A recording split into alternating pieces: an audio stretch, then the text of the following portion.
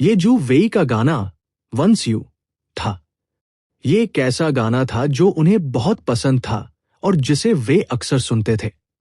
हालांकि उसकी पीठ पर लटके बैग में तलवार की जगह धनुष था, फिर भी जगत मेहरा को हाई स्कूल में मार्शल आर्ट उपन्यासों और फिल्मों के प्रति जुनून के दौरान शहर में एक अकेले तलवारबाज होने की भावना की याद आने से खुद को रोक नहीं सका। दुनिया की नासमझी का बोझ ढोने का वो दुखद एहसास, लेकिन फिर भी न्याय को कायम रखना, भले ही उसके चारों ओर हजारों लोग मौजूद हो। चलते चलते उसके मन में बार बार स्वर्ग और पृथ्वी की अकेली छाया गीत बजने लगा। उसे ये भी ख्याल आया कि तभी अचानक विशाल उल्लू जैसे विकृत प्राणियों का एक समूह प्रकट हो जाए। डरी हुई भीड़ इधर उधर भागने लगे और वह धनुष बाण लेकर लोगों की भीड़ के बीच से निकलकर उन जानवरों के चंगुल में कसे आम लोगों को बचाने के लिए निकल पड़े। फिर वे जानवर उसे घेर ले और धीरे धीरे वो अपना बचाव करने में असमर्थ हो जाए। असीम क्षितिज ही मेरा प्रेम है, हरी पहाड़ियों की तलहटी में फूल खिल रहे हैं। अचानक एक तेज गाने की आवाज ने जगत मेहरा को उसकी भावनाओं से जगा दिया। उसने पास ही स्थित एक छोटे से खुले पार्क के बाहर बने छोटे से चौक में नाचती हुई आंटियों की ओर देखा। वह एक पल के लिए स्तब्ध रह गया, फिर कड़वी मुस्कान के साथ मुस्कुराया। ऐसा लग रहा था मानो वो फिर से किसी अजीब सी मनोदशा में डूब गया हो। पिछली बार ऐसा तब हुआ था जब वो घर पर खाना बना रहा था और संगीत सुन रहा था। क्या ऐसा हो सकता है कि वह संगीत से आसानी से प्रभावित हो जाता था? जगत मेहरा ने थोड़ा सा माथा सिकोड़ा और पास ही स्थित मेट्रो स्टेशन की ओर चल दिया। क्योंकि वह अचानक ही एक खास मूड में आ गया था, इसलिए जगत मेहरा की सहज रूप से जानकारी इकट्ठा करने की दर और उसके आसपास की सभी प्रकार की सूचनाओं के प्रति संवेदनशीलता काफी कम हो गई थी। इसलिए उसने ध्यान नहीं दिया कि जब वह रास्ते पर चल रहा था तो कई राहगीर थोड़ी देर बाद पीछे मुड़कर उसे देखने से खुद को रोक नहीं पाए। सड़क के दूसरी तरफ खड़े लोग भी अनजाने में उसकी ओर देखने पर एक दो बार नजर डालने से खुद को रोक नहीं पाए। और जिस चीज ने उन्हें आकर्षित किया वो न तो उनका गंजा सिर था और न ही उनकी पीठ पर लटका धनुष का थैला। छोटे बालों और यूनिसेक्स कपड़ों वाली लड़कियों में से एक ने अनजाने में जगत मेहरा को देख लिया और एक पल के लिए थोड़ी हैरान रह गई। फिर उसने झटपट अपना फोन उठाया, एक अच्छा एंगल ढूंढा और फोटो खींचकर इंस्टाग्राम पर पोस्ट कर दी। सड़क पर एक पीठ देखी, अचानक बहुत भावुक महसूस हुआ, इसलिए मैंने ये तस्वीर ली। हालांकि मैं उस व्यक्ति को नहीं जानता था, नहीं मुझे उसकी पहचान और पेशे के बारे में पता था, लेकिन उसे देखकर मुझे ये आभास हुआ कि भीड़ में चलते हुए भी उसमें अकेलेपन का भाव था, मानो वह एक अकेला योद्धा हो जो अपने कंधों पर कई रहस्य लिए घूम रहा हो। मुझे बताओ तुम्हें कैसा लग रहा है? संलग्न तस्वीर में एक गंजे व्यक्ति को काली आधी बाजू की टी शर्ट पहने भीड़ में चलते हुए दिखाया गया है। वह लंबा, चौड़े कंधों वाला और चश्मा पहने हुए था। उसने एक काला, अजीब आकार का लंबा बैग ले रखा था। हालांकि फोटो खींचने वाले व्यक्ति ने जानबूझकर कोई खास पोजीशन नहीं चुनी और न ही किसी फोटोग्राफी इफेक्ट का इस्तेमाल किया, फिर भी लोग उसे भीड़ में एक नजर में पहचान सकते थे और जान सकते थे कि ब्लॉगर उसी के बारे में बात कर रहा है। छोटे बालों वाली इस लड़की के इंस्टाग्राम पर 800,000 से अधिक प्रशंसक थे और उसे अपने क्षेत्र में बड़ी संख्या में फॉलोअर्स के साथ एक छोटी इंटरनेट सेलिब्रिटी माना जा सकता है। यह देखने में साधारण सी लगने वाली इंस्टाग्राम पोस्ट बहुत कम समय में तेजी से वायरल हो गई। मुझे भी बिल्कुल वैसा ही महसूस होता है जैसा आपको। इस पीठ को देखकर ही लोगों को ऐसा लगता है जैसे वे पाताल लोक में आ गए हों। ये टिप्पणी एक छोटी बच्ची ने भेजी थी। मुझे लगता है कि ब्लॉगर की तस्वीर अच्छी है, इससे अकेले घूमने वाले व्यक्ति का एहसास होता है। इस राहगीर का सिर पूरी तरह गंजा है और उसने एक लंबा बैग टांग रखा है। हो सकता है वह संगीत जगत से जुड़ा हो या शायद रॉक संगीत से। इस तरह का स्वभाव होना आम बात है। ये एक अधेड़ उम्र के व्यक्ति की टिप्पणी थी। ब्लॉगर जल्दी करो और देखो कि उसके सिर के पीछे कोई क्यूआर कोड है या नहीं। अरे नहीं, ये तो बार कोड है। क्या ये किलर 47 का छोटा भाई किलर 58 हो सकता है? उस बैग में स्नाइपर राइफल हो सकती है। ये पोस्ट एक मिडिल स्कूल के लड़के ने फॉरवर्ड की थी। स्नाइपर राइफल बकवास है। ये तो साफ तौर पर एक घटिया धनुष बैग है, लेकिन धनुष का थैला लेकर चलना। जैसा कि ब्लॉगर ने कहा, उसका स्वभाव एक अकेले योद्धा जैसा है।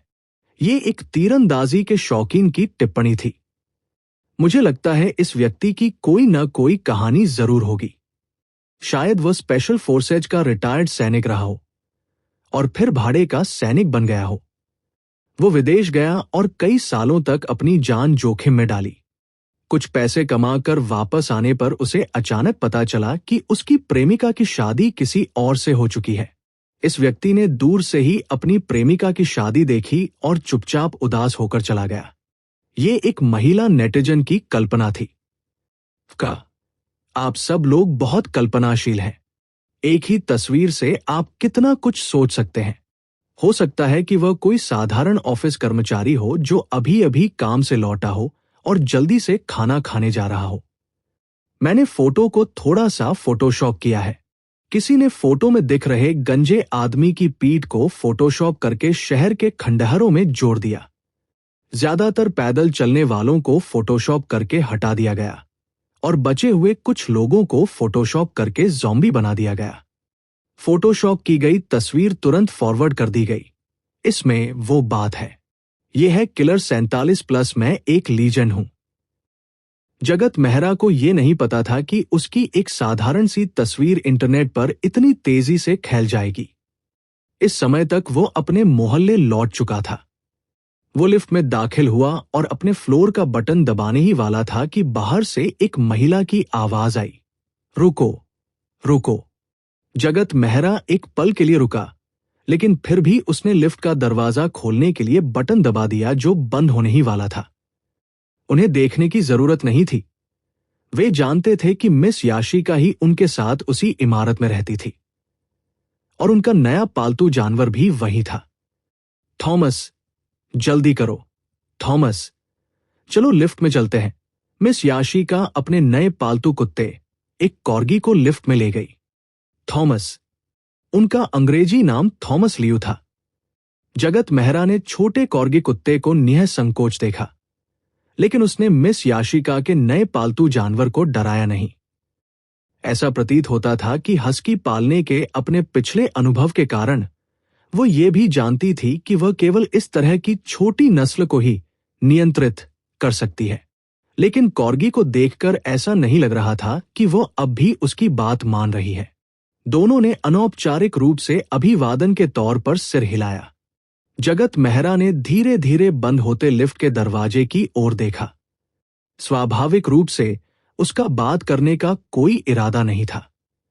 मिस याशिका ने पहल करते हुए कहा, 7वीं मंजिल पर रहने वाली मिस लिन, जिनकी गोलमटोल बेटी किंडरगार्टन में पढ़ती है। आप उन्हें जानते ही होंगे, है ना? जगत मेहरा ने लिफ्ट के दरवाजे की ओर देखा और कोई जवाब नहीं दिया। वो जैसे किसी स्तब्धता में डूबा हुआ लग रहा था। मिस याशिका ने अपने फ्लोर का बटन दबाया और मन ही मन कहा, वो सचमुच किसी की रखैल है। मुझे सच में पता नहीं चल रहा था, बिल्कुल भी नहीं। कल्पना करना भी मुश्किल है। जिस तरह से वो आमतौर पर कपड़े पहनती है और व्यवहार करती है, उसे देखकर मुझे लगता है कि वह एक अच्छी पत्नी और मां होगी। आप लोग एक ही मंजिल पर हैं, क्या आपने सुना नहीं? पिछले शुक्रवार को पत्नी के रिश्तेदार दरवाजे पर आए और उसे बुरी तरह पीटा। मैंने सुना है कि उसकी चीखें पूरी इमारत में सुनाई दी। मैं उस दिन जापान गया था और आसपास नहीं था। आपका क्या हाल है? क्या आपने इसे नहीं देखा? अफसोस, मैंने सुना है कि उसका परिवार कहीं और चला गया और घर बिक गया। यह बाजार मूल्य से काफी सस्ता है। हां, यह सब होने के बाद वह निश्चित रूप से अब यहां नहीं रह सकती। क्या पिछले शुक्रवार को ही वह दिन नहीं था जब बार खोलने वाला लंबा पतला आदमी हंगामा करने आया था? उस दिन इमारत में गूंजने वाली चीखें निश्चित रूप से उस लंबे दुबले पतले आदमी की ही रही होंगी। जगत मेहरा की असाधारण श्रवण शक्ति के कारण भले ही वह जानबूझकर छुपकर बातें न सुनता हो, फिर भी उसे अक्सर पड़ोस में बातचीत करने के लिए रुकने वाली गृहिणियों और टहलने के लिए बाहर जाने वाले बुजुर्गों से मामा टंडन के बारे में कुछ अफवाहें सुनने को मिल जाती थी। इन लोगों को शायद सुमन टंडन की मां के प्रति कोई दुर्भावना न हो और वे महज गपशप कर रहे हों, लेकिन अनजाने में ही अफवाहें बदल सकती हैं, खासकर जब बात मालकिन के विषय पर आए, जिससे आसानी से एकतरफा आलोचना हो सकती है। इसलिए मामा टंडन का इतनी जल्दी घर छोड़कर चले जाना और घर बेच देना एक सही और निर्णायक निर्णय कहा जा सकता है। मिस याशिका की बात करें तो वो शायद दूसरों की बदकिस्मती में आनंद ले रही थी। जगत मेहरा जानता था कि मामा टंडन और उनके बीच कूड़ा फेंकने, पालतू जानवरों के मलमूत्र को संभालने, कुत्ते को टहलाने और ऐसी ही कुछ छोटी मोटी बातों पर कहासुनी होती रहती थी। ये भांपते हुए कि वो कुछ बोलने ही वाली थी, जगत मेहरा ने अचानक कहा, मिस याशिका, आपके बॉयफ्रेंड का सरनेम चैन है ना? दोस्त, मेरा कोई बॉयफ्रेंड नहीं है। आपको कैसे पता चला? क्या श्री चैन को पता है कि आप अक्सर अलग अलग पुरुषों को रात बिताने के लिए घर लाती हैं? तुम झूठ बोल रहे हो। मैंने कब? नहीं, मैं नहीं लाई। मिस याशिका थोड़ी अटपटी सी बोली, लेकिन उनकी आंखों में एक बदलाव आया, जैसे उन्हें कुछ याद आ गया हो। फिर उन्होंने थोड़ी हैरानी से जगत मेहरा की ओर देखा। जब वे 7वीं मंजिल पर पहुंचे तो लिफ्ट का दरवाजा धीरे से खुला। जगत मेहरा ने उसकी तरफ नहीं देखा। लिफ्ट से बाहर निकलने से पहले उसने धीमी आवाज में कहा, तुम दूसरों के बारे में अफवाहें फैला रही हो, लेकिन दूसरे लोग भी तुम्हारे बारे में अफवाहें फैला रहे हैं। मिस याशिका कुछ कहना चाहती थी, लेकिन अंत में उन्होंने लिफ्ट से बाहर उसका पीछा करने की हिम्मत नहीं की। जगत मेहरा ने भावहीन होकर चाबी निकालकर दरवाजा खोला। उसने मन ही मन आह भरी। आमतौर पर वह ऐसी बातें नहीं कहता। वो मामा टंडन और उनके पति के बीच के रिश्ते, साथ ही उनके गृहनगर में रहने वाली उनकी दूसरी पत्नी के रिश्ते के बारे में कोई राय नहीं बना चाहता था। वह उनके रिश्ते या उनके बीच किसी भी तरह की कठिनाइयों के बारे में भी जानना नहीं चाहता था। इससे उसका कोई लेना देना नहीं था और उसे इसमें कोई रुचि भी नहीं थी। लेकिन जहां तक उनकी बात है, जब से वे यहां आए थे, मामा टंडन और शर्मिला टंडन हमेशा उनके प्रति दयालु रहे थे। उन्होंने हमेशा उनकी यथासंभव मदद करने की पहल की थी। हालांकि ये जरूरी नहीं था कि उन्हें इसकी जरूरत हो, लेकिन इससे उन्हें अपने गृहनगर के एक छोटे से कस्बे में रहने के दौरान उन तीनों के बीच के पड़ोसी वाले रिश्ते का एहसास जरूर होता था।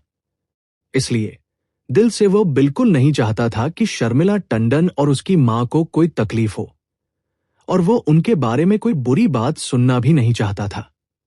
इसके अलावा इनमें से कई बुरी बातें अफवाहें थी, जिनका तथ्यों से कोई लेना देना नहीं था। अब जब मां और बेटी इस मोहल्ले में नहीं रहती थी, तो जगत मेहरा को दूसरों की बातों, अफवाहों और अफवाहों की परवाह नहीं थी।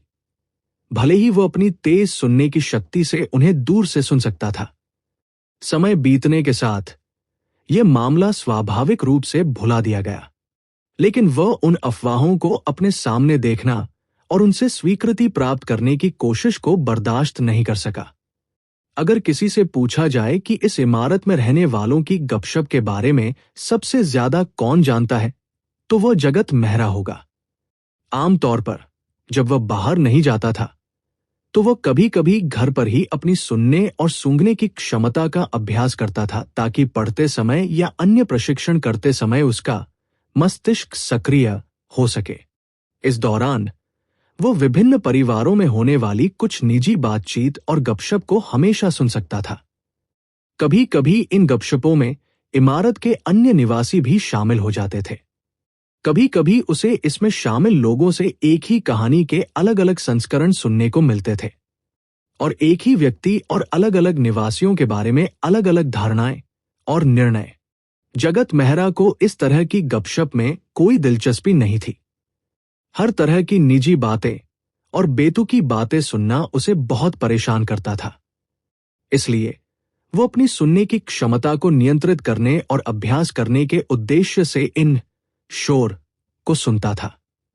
लेकिन चाहे उसे दिलचस्पी हो या ना हो, जगत मेहरा को इस इमारत के निवासियों और संपत्ति प्रबंधन कर्मचारियों के बारे में और यहां तक कि इस पड़ोस की अन्य इमारतों के बारे में भी बहुत सारी गपशप और यहां तक कि रहस्य भी पता थे।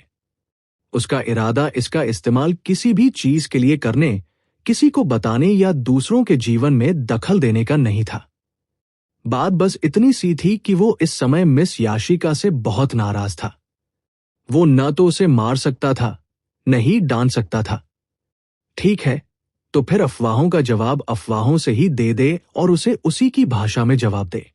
जहां तक उसकी बातों का सवाल है, उसने जानबूझकर निवासियों की गपशप नहीं सुनी, नहीं उसने जानबूझकर मिस याशिका के घर के कोनों की बातें सुनी, बल्कि उसने सुरक्षा गार्डों के बीच की गपशप सुनी। मिस याशिका अकेली रहती थी, लेकिन एक मिस्टर कुमार थे जो अक्सर उन्हें ढूंढने के लिए लग्जरी कार से आते थे। कभी कभी तो वे रात भी वहीं बिता देते थे। और मिस्टर कुमार के अलावा कुछ और पुरुष भी थे जो उसके घर पर रुके थे। एक कमरे में एक पुरुष और एक महिला अकेले हैं। क्या होगा? सुरक्षा गार्डों के पास स्वाभाविक रूप से कई अनुमान थे। मिस याशिका ने शायद सोचा होगा कि वह उन पुरुषों के साथ मोहल्ले में नहीं आती थी और ये हमेशा रात में होता था, इसलिए किसी को पता नहीं चलेगा। जगत मेहरा मिस याशिका के निजी जीवन में दखल नहीं देना चाहता था। ये उनका निजी मामला था। जब तक वह ये समझती थी कि अफवाहें फैलाने की इस व्यवस्था में हर अफवाह फैलाने वाला खुद अफवाहों का शिकार बन सकता है, तब तक ठीक था, बशर्ते वह उसके सामने मामा टंडन के बारे में बुरा भला कहना बंद कर दे। घर लौटने के बाद जगत मेहरा की पहली प्रतिक्रिया पक्षी की बीट की गंध थी। घर में एक कैनरी पक्षी था, इसलिए उसकी सूंघने की क्षमता के कारण उसके लिए पक्षी की बीट की गंध आना सामान्य बात थी। लेकिन समस्या यह थी कि उसे चिड़िया की बीट की गंध पिंजरे की दिशा में नहीं, बल्कि बाथरूम के सिंक पर आ रही थी। जगत मेहरा देखने के लिए पास गया। उसे सिंक पर चिड़िया की बीट के कुछ निशान मिले, जिससे यह साबित हो गया कि कैनरी यहां आई थी। जगत मेहरा को आश्चर्य नहीं हुआ, क्योंकि उसने इतने समय से पिंजरे का खुला ही रखा था, जिससे चिड़िया आसानी से अंदर बाहर आ जा सकती थी। बस ऐसा लग रहा था कि वो पहले बाहर नहीं निकली थी। जब वह बैठक कक्ष में लौटा तो कैनरी पिंजरे में ही बैठी रही और दरवाजा फिर से खुला हुआ था, मानो वह कभी बाहर निकली ही न हो। जगत मेहरा को आते देख पिंजरे में बंद कैनरी ने कुछ बार चहचहाया। जगत मेहरा इसका मतलब समझ गया था। यह अभी भी समर्पण और भय ही था। उसने पिंजरा उठाया, बाथरूम में गया, चिड़िया की बीट की ओर इशारा किया और कैनरी से सख्ती से कहा, यहां मत खाओ। बोलते समय उन्होंने गरिमा बनाए रखने के लिए अपना ध्यान पक्षी पर केंद्रित किया। उन्होंने अपने मन में विशाल उल्लू की कुछ यादें ताजा की। कागज के एक टुकड़े से पक्षी की बीट साफ की और उसे कूड़ेदान में फेंक दिया।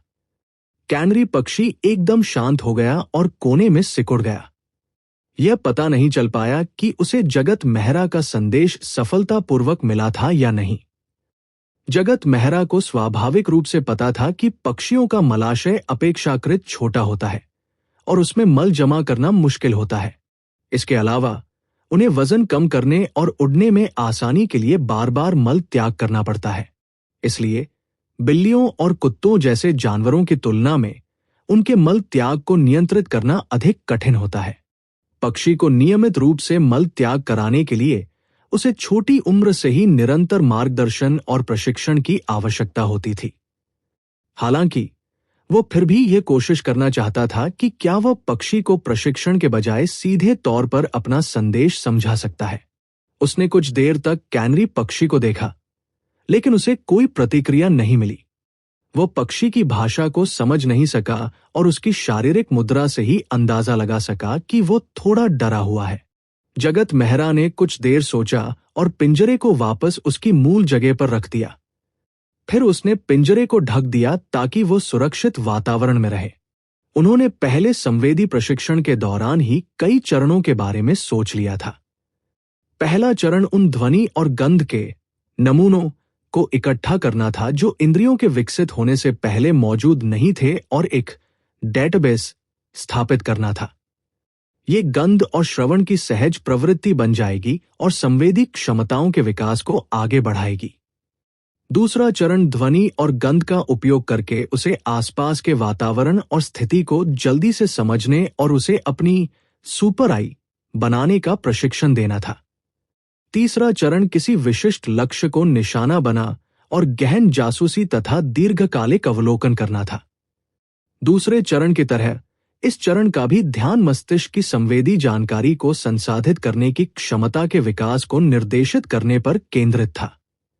उत्परिवर्तन के बाद लक्षित प्रशिक्षण और विकास के कुछ हफ्तों के बाद दूसरा चरण लगभग पूरा हो चुका था।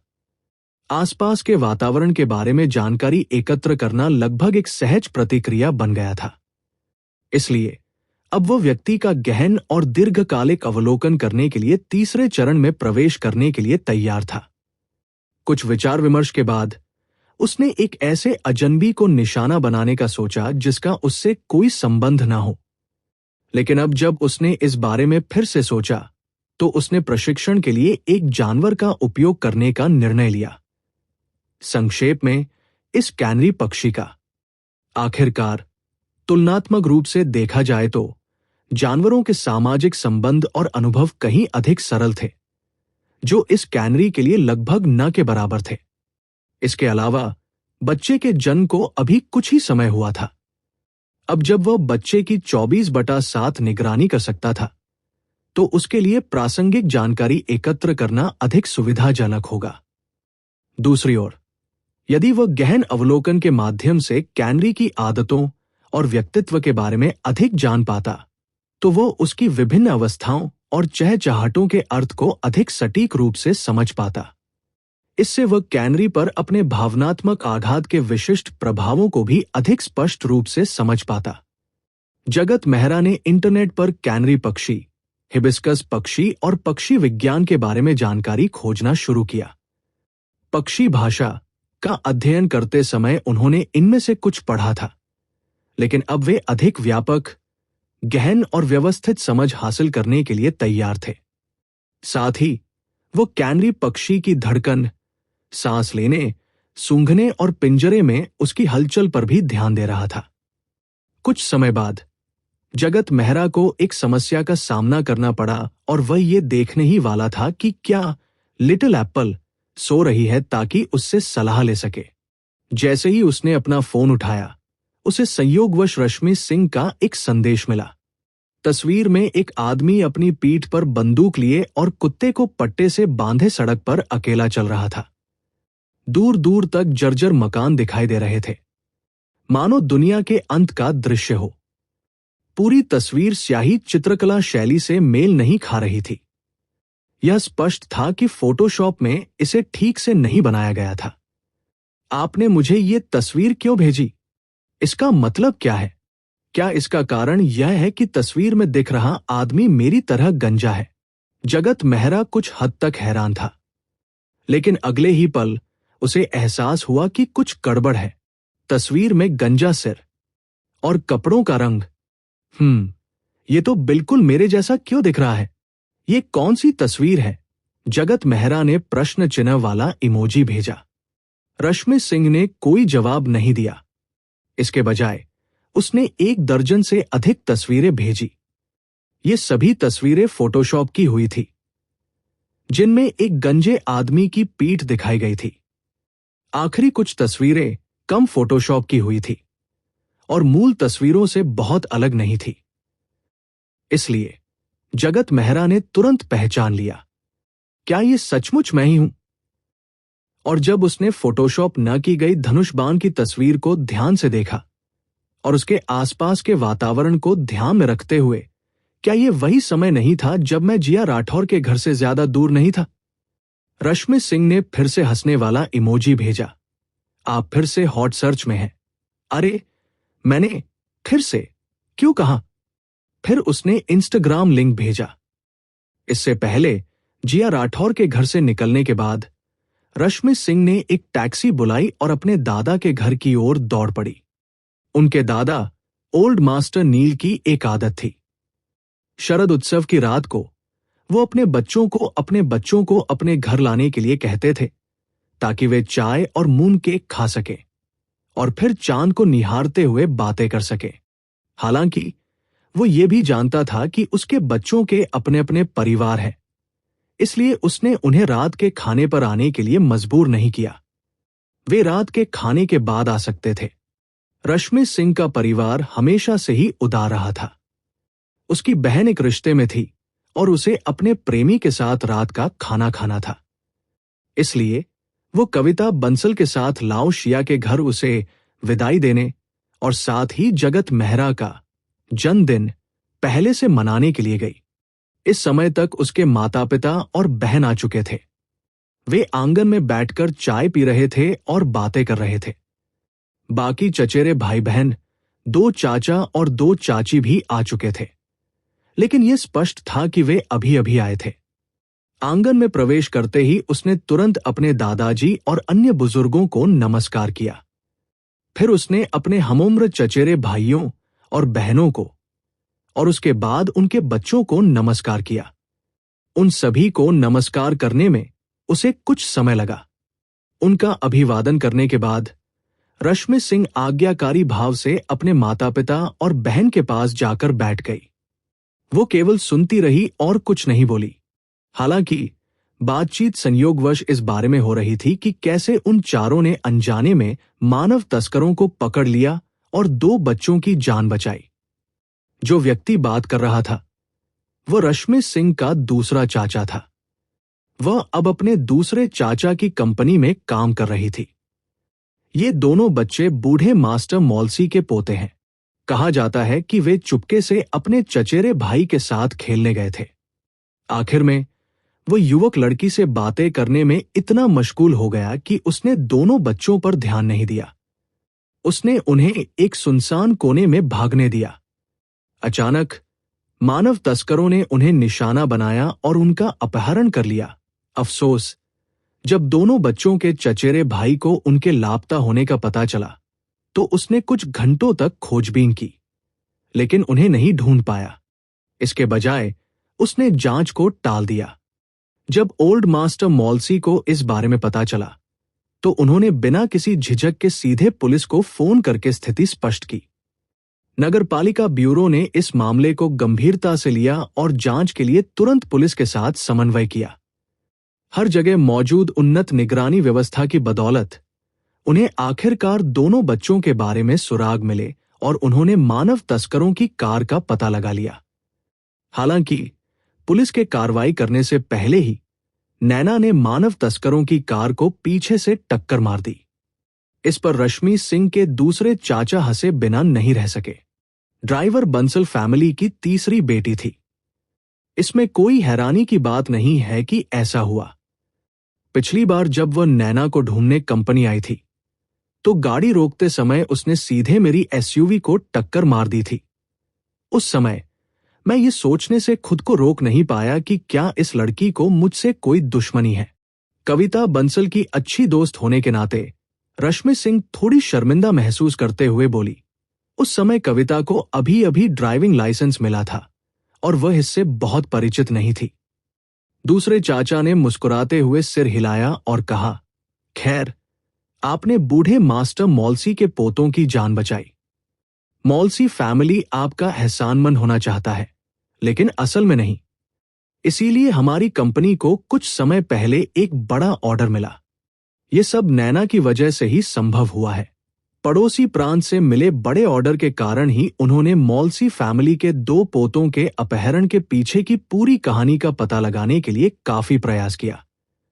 रश्मि सिंह ने विनम्रता से कहा, हम बस संयोगवश सही समय पर वहां मौजूद थे। दरअसल दूसरे चाचा ने उन्हें सौदे से होने वाले मुनाफे का एक बड़ा हिस्सा देने का वादा किया था। उसके दादा बूढ़े मास्टर नील मुस्कुराए और सिर हिलाया। चाहे कुछ भी हो, ये अच्छी बात है। अच्छा काम करना और अच्छा इनाम पाना एक अच्छा परिणाम है। इसी समय रश्मि सिंह की सबसे बड़ी चचेरी बहन, जो प्रथम चाचा की सबसे बड़ी बेटी भी थी, ने अचानक कहा, मैंने सुना है कि उस दिन आपके साथ 4 लोग थे। कविता बंसल, तुम्हारे अलावा और शिया परिवार की उस लंबी लड़की के अलावा दूसरा कौन था? रश्मि सिंह ने अपनी बहन की ओर देखा और कहा, एक दोस्त। मैंने सुना है कि वह एक आदमी है। सबसे बड़े चचेरे भाई ने अभी भी जिज्ञासा से भरे चेहरे के साथ पूछा।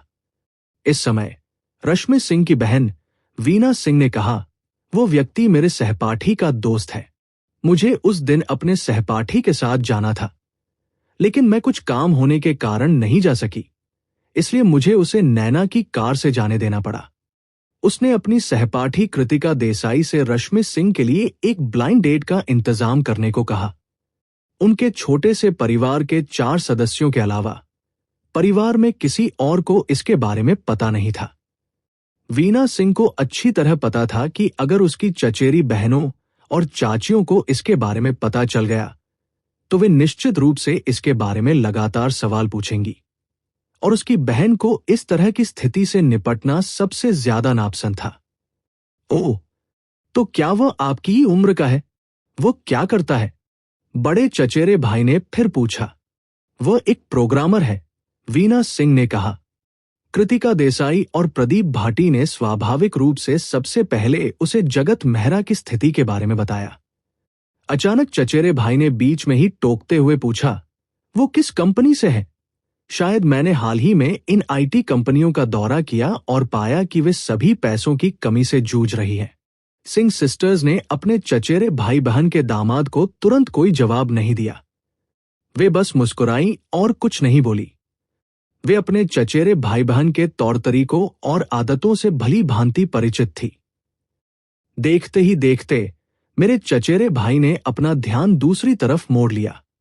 उसने दूसरे चाचा से कहा, दूसरे चाचा, आईटी क्षेत्र में अभी भी कुछ छोटी कंपनियां हैं जिनमें निवेश करना फायदेमंद हो सकता है।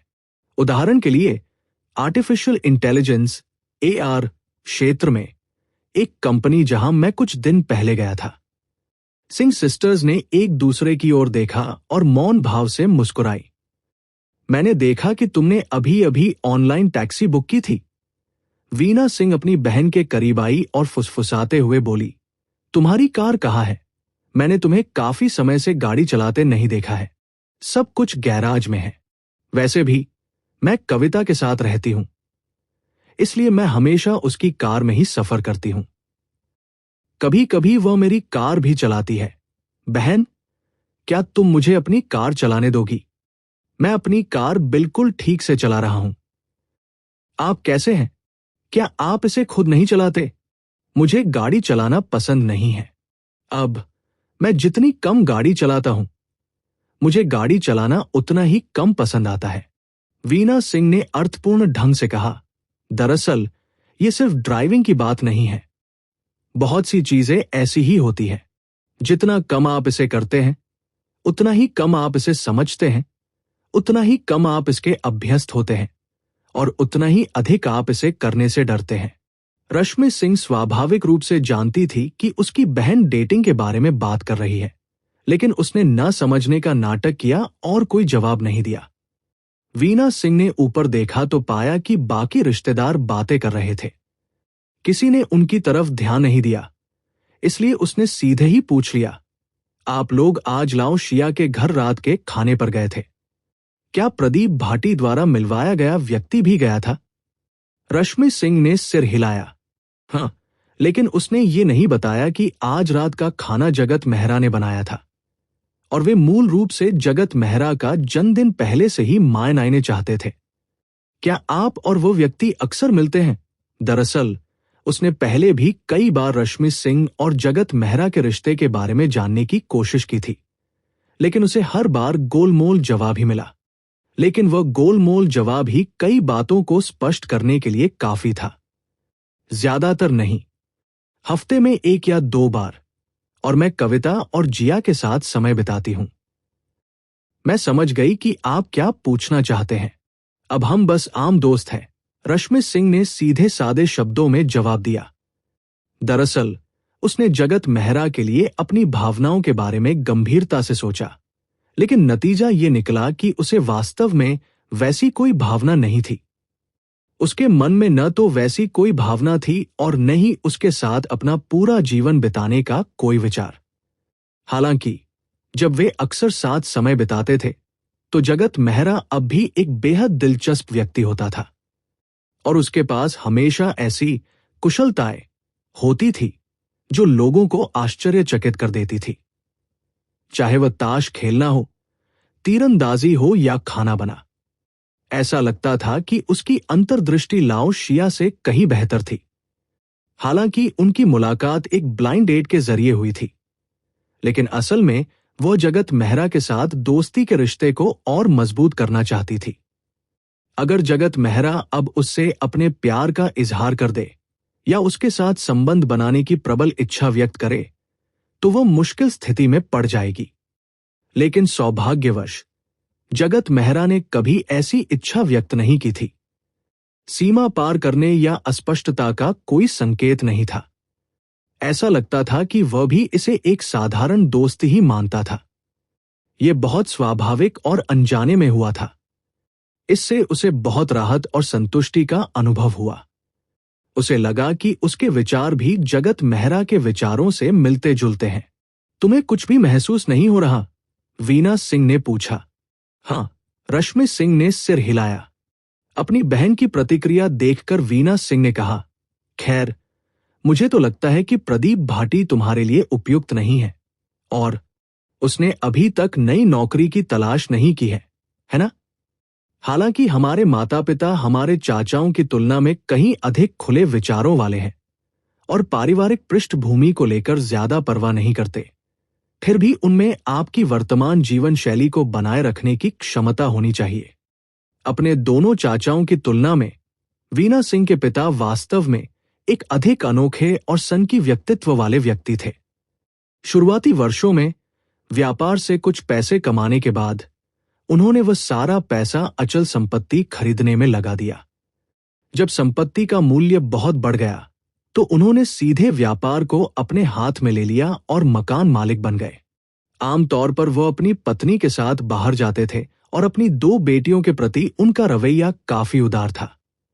वह परिस्थितियों के अनुरूप ढल जाते थे और दूसरों से प्रतिस्पर्धा नहीं करते थे। वे बौद्ध धर्म के अनुयायी थे। यहां तक कि दामाद के लिए उनकी आवश्यकताएं भी बहुत सरल थी। उसका चरित्र ठीक ठाक हो और उनकी बेटियां उसे पसंद करती हों। उसके पास अब कुछ विचार हैं। शायद वह अपना व्यवसाय शुरू करेगा, इसलिए उसने अभी तक नौकरी नहीं ढूंढी है। वह बिल्कुल भी आलसी व्यक्ति नहीं है, इसमें कोई संदेह नहीं है, रश्मि सिंह ने कहा। वह नहीं चाहती थी कि उसकी सहेली उसकी बहन की नजरों में आलसी व्यक्ति बने। व्यापार शुरू करना चाहते हो? वीना सिंह ने भौहें चढ़ा ली। इसमें मत पड़ो, चिंता मत करो। जब हम साथ खेलने जाते हैं तो हम हमेशा आधा आधा खर्च करते हैं। वह इस मामले में हिसाब किताब करने वाला व्यक्ति नहीं है। वीना सिंह ने कुछ देर सोचा और सिर हिलाया। हाँ, ये सच है। कृतिका देसाई और प्रदीप भाटी ने ही उनका परिचय कराया था। बाकी सब बातों को छोड़ दे तो उनके चरित्र की तो गारंटी ही है। रश्मि सिंह ने और कुछ नहीं कहा। थोड़ी देर बाद वह आंगन के बगल में लगे झूले पर बैठ गई और अपने भतीजों की देखभाल करने के बहाने अपने फोन और इंस्टाग्राम पर नजर रखने लगी, जो एक साथ खेल रहे थे। वो उंगलियां स्क्रॉल कर रही थी कि अचानक रुक गई। फिर उन्होंने जल्दी से कुछ बार स्क्रॉल किया और एक तस्वीर पर रुक गई। उन्होंने तस्वीर पर क्लिक किया और उस जाने पहचाने गंजे सिर और धनुष वाले बैग को देखा, जिसे उन्होंने आज खुद उपहार में दिया था। फिर उन्होंने इंस्टाग्राम पर कैप्शन देखा। रश्मि सिंह थोड़ी हैरान रह गई। उसने तुरंत इस ट्रेंडिंग टॉपिक से जुड़ी और भी कई फोटोशॉप तस्वीरें ढूंढ निकाली। जगत मेहरा की पीठ पर तरह तरह के दुष्प्रचार और यातना के निशान और तरह तरह के जादुई तरीके से बदली गई तस्वीरों को देखकर वो जोर से हंसे बिना नहीं रह सकी। फिर उसने कुछ सबसे जादुई रूप से रूपांतरित तस्वीरें ढूंढी और उन्हें व्हाट्सएप पर जगत मेहरा को भेज दिया। साथ ही उन्होंने इंस्टाग्राम पर एक लिंक भी भेजा जिससे अकेला गंजा सिर ट्रेंडिंग टॉपिक बन गया।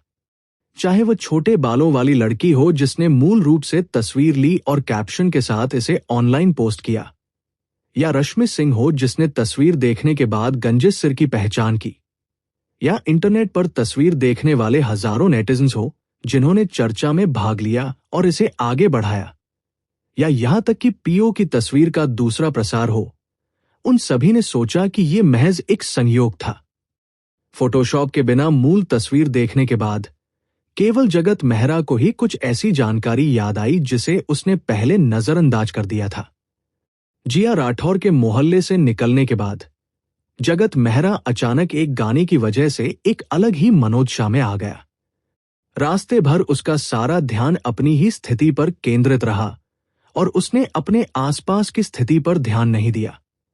हालांकि इसका यह मतलब नहीं था कि उसे अपने आसपास की विभिन्न संवेदी सूचनाओं, जिनमें दृश्य छवियां भी शामिल थी, की कोई स्मृति नहीं थी।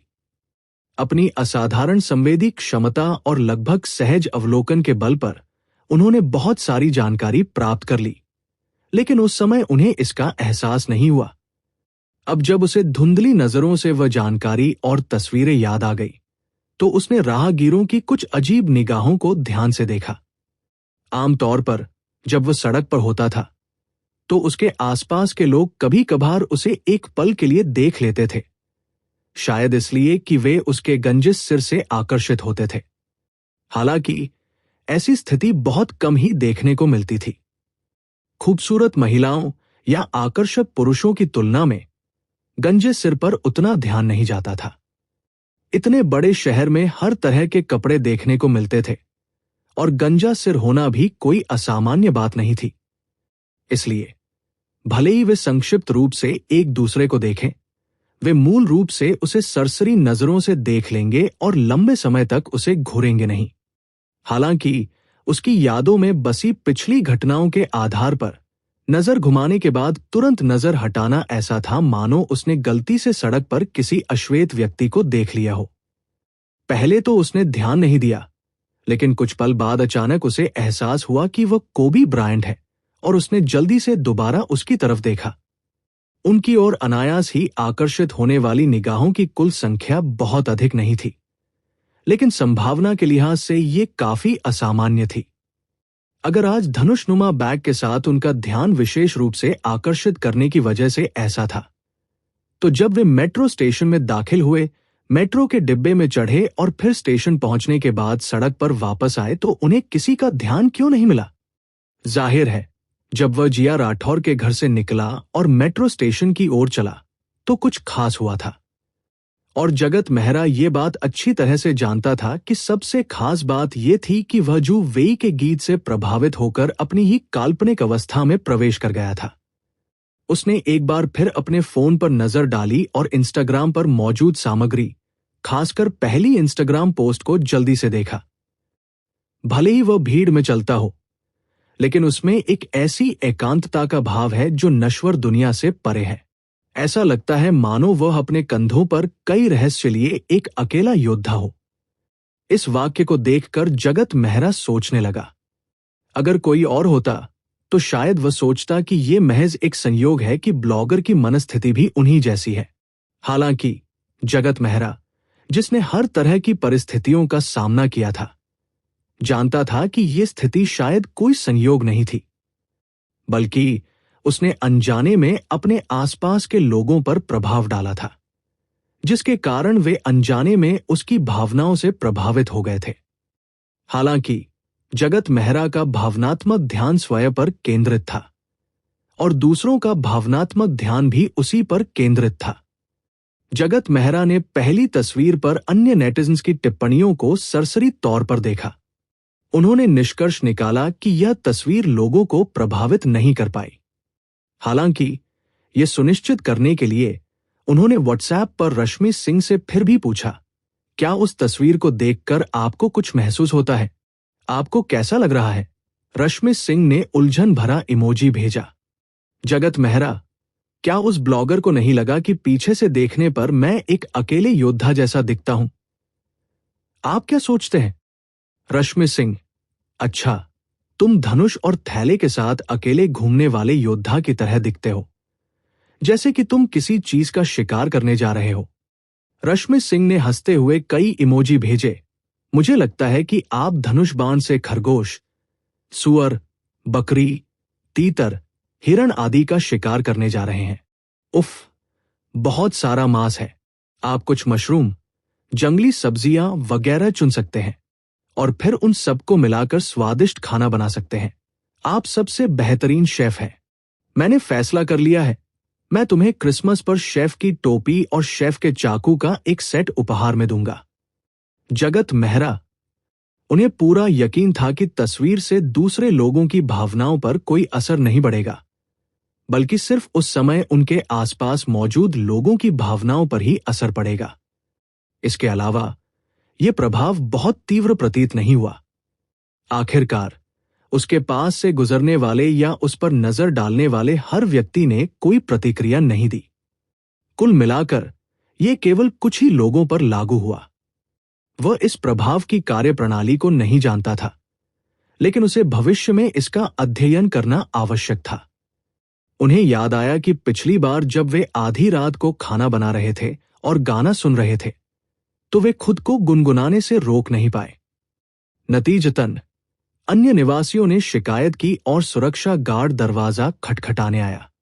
जगत मेहरा को एहसास हुआ कि उसका इस मनोदशा में आना सीधे तौर पर गाने से संबंधित नहीं था।